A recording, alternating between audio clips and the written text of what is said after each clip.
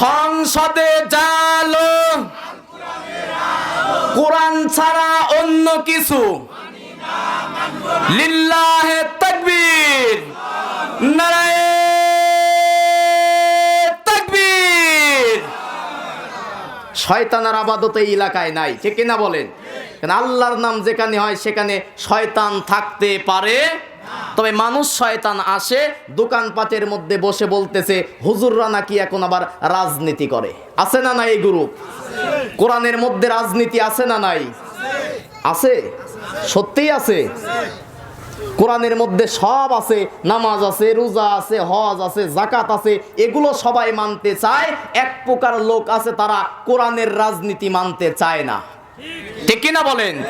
কোরআন থেকে যারা নামাজ মানে, রোজা মানে, হজ মানে, যাকাত মানে, কোরআনের রাজনীতি যারা মানে না, এরা প্রকৃত মুসলমান না, ঠিক কিনা বলেন? এই জমিন কার? আসমান কার? আমি আপনি কার?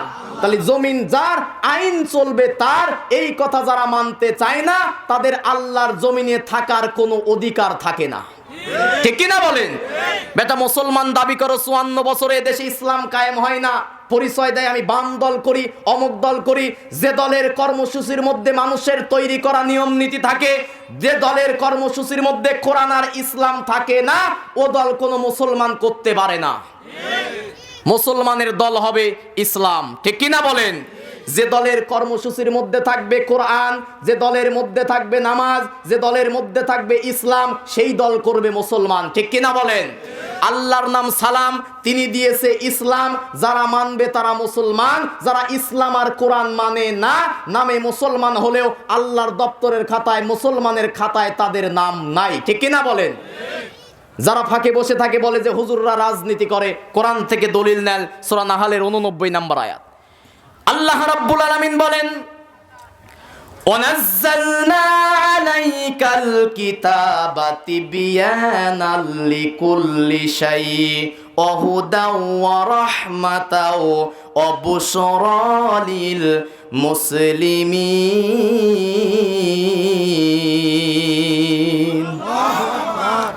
আল্লাহ রাব্বুল আলামিন বলেন, ওয়ানাজ্জালনা আলাইকাল কিতাব, হে নবী আপনার কাছে যে কিতাবটা নাজিল করেছি তাবিজ লেখার জন্য আর ঝাড়ফুঁক করার জন্য।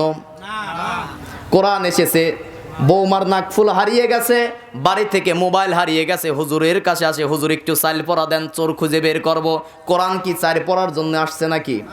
কোরআন এসেছে চাইল পড়ে চোর খোঁজার জন্য নয়, কোরআন এসেছে চুরির আইন দিয়ে সমাজ থেকে চুরি বন্ধ করার জন্য, ঠিক কিনা?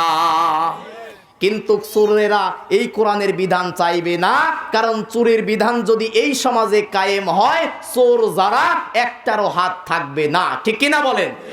চোরের বিধান কোরআনে আছে না নাই? সূরা মাইদার 38 নম্বর আয়াত আল্লাহ পাক বলতেছেন, অসারিকু অসারিকতু, চোর আর সুন্নি যদি সাক্ষী আর প্রমাণে ধরা পড়ে, সত্যিই যদি সে চোর সাব্যস্ত হয়, সেই ব্যক্তি যদি অভাবে চুরি করে, সমাজের ধনী যারা আছে অথবা রাষ্ট্রের দায়িত্বশীল যারা আছে তারা যেন তার অভাবটা পূরণ করে দেয়। আর যদি চোর চুরি করে স্বভাবে, কিসে চুরি করে? যদি চোর চুরি করে স্বভাবে, কোরআনের বিধান অসারিকু অসারিকতু ফাকতাউ, সাক্ষী প্রমাণে ধরা পড়লে নেশাব পরিমাণ সম্পদ হলে তাদের হাত কেটে দাও। এবার বলেন, এসি রুমের মধ্যে বসে উচ্চ শিক্ষায় শিক্ষিত হয়ে ডিসি, ওসি, এসপি, টিওনো, ইওনো, এমপি, মন্ত্রী বিগত 16 বছর সহ 54 বছরে চুরি করেছে, একটাও কি অশিক্ষিত? সবাই উচ্চ শিক্ষায় শিক্ষিত, ঠিক কিনা বলেন? যাদের মনের মধ্যে ভয় ছিল যে আমরাই তো চুরি করেছি, এক দরবেশ সালমান এফ রহমান, কালকের প্রথম আলোর রিপোর্ট আপনি দেখেন, 57,000 কোটি টাকা আমার বাংলাদেশ থেকে চুরি করছে। সুবহানাল্লাহ কোন? কত কোটি? 57,000 কোটি টাকা চুরি করছে এক দাড়িওয়ালা দরবেশ। ও দাড়ি রাখছিল চুরি করার জন্য, ঠিক কিনা বলেন? ও চোর সেজেছিল, দাড়ি রেখে চোর সেজেছিল চুরি করার জন্য, তার মানে দাড়ি নিয়ে টুপি নিয়ে এ জাতির সামনে ধোঁকাবাজি করেছে, ঠিক কিনা বলেন? কারণ আমার দেশে নেতা নেত্রী দেখেছি কি করে, ভোটের আগে পট্টি পরে আর তসবি পরে, ঠিক কিনা বলেন?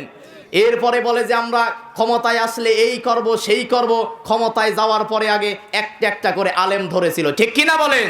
কোরআনের পাখি আল্লামা দেলাওয়ার হোসেন সাঈদীকে নির্মমভাবে 13 বছর জেলখানায় বন্দি করে হত্যা করেছিল, কোরআন থেকে ওয়াজ করার কারণে নয়। বক্তাকে ওয়াজ করলে কোনোদিন ফাঁসি হয়, এটা আপনাদের বিশ্বাস হয়? ওয়াজের কারণে তাকে ফাঁসি দেওয়া হয় নাই, তাকে ফাঁসি দেওয়া হয়েছিল এদের স্বাধীনতা রক্ষার্থে ভারতের অগ্রাসনের বিরুদ্ধে কথা বলার কারণে তাকে নির্মমভাবে হত্যা করা হয়েছে, ঠিক কিনা বলেন?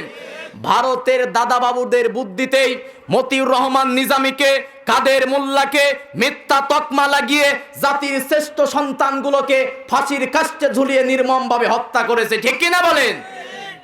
এদের স্বাধীন সার্বভৌমত্বের দেশে যদি ভারত কোনো চোখ রাঙাতে চায়, তার লাল চক্ষু আমরা উপড়ে দিতে শিখেছি, ঠিক কিনা বলেন? যার সাথে সম্পর্ক ছিল সে নাই, অতএব বাংলাদেশের দিকে যদি ভারত চোখ তাকাতে চায়, ওদের চোখ আমরা উপড়িয়ে ফেলবো, ঠিক কিনা বলেন? স্বাধীন দেশের 1 ইঞ্চি মাটি ভারতের কাছে ছেড়ে দেওয়া হবে না, ঠিক কিনা বলেন? আমার দেশ তোমার দেশ, বাংলাদেশ বাংলাদেশ, ঠিক কিনা বলেন? এদেশে কোনো রাজাকারের ঠাঁই হবে না।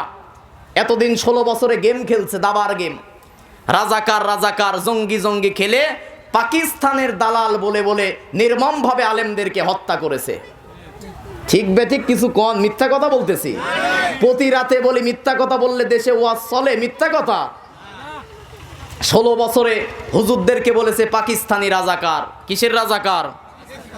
16 বছরে একটা আলেমও পালিয়ে পাকিস্তানে যায় নাই, ঠিক কিনা বলেন?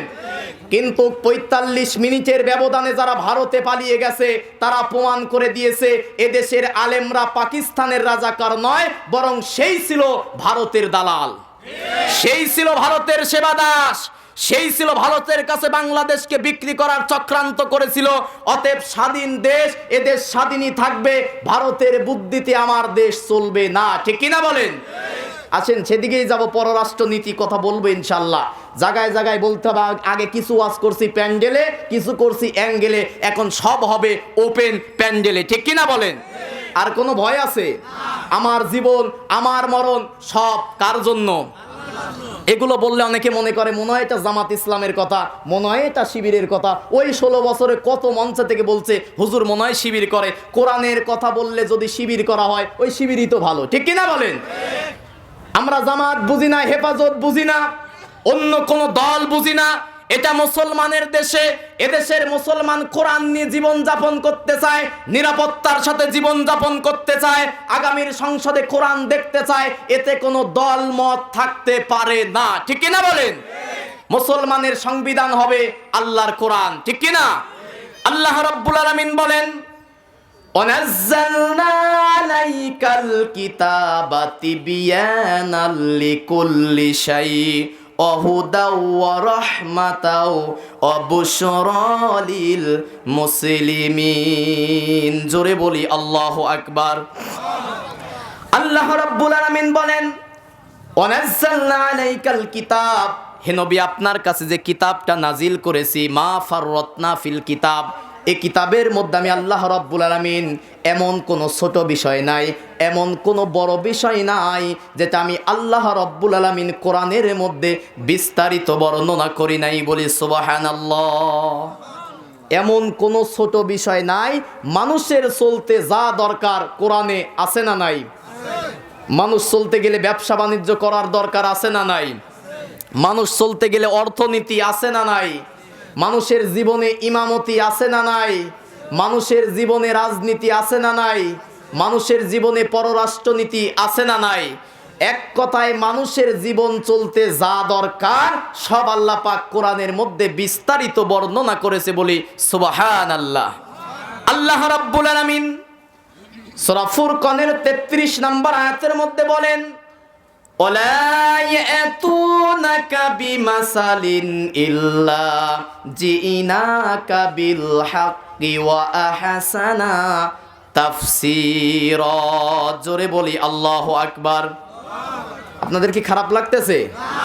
আল্লাহ রাব্বুল আলামিন বলেন, ওয়ালা ইয়াতুনাকা বিমাসাল, হে নবী কোরআনের মধ্যে আমি আল্লাহ পাক মাসাল দিয়েছি। দুনিয়ার মানুষ আপনার কাছে যে যে সমস্যা নিয়ে আসবে, তার ব্যক্তি জীবন, পারিবারিক জীবন, সামাজিক জীবন, রাষ্ট্রীয় জীবন, যুদ্ধনীতি, সন্ধি নীতি, পররাষ্ট্র নীতি আর রাজনীতি, মানুষের জীবনের যত সমস্যা নিয়ে দুনিয়ার মানুষ আপনার কাছে আসবে, বিল হক, আপনি সত্য সহকারে তাফসীর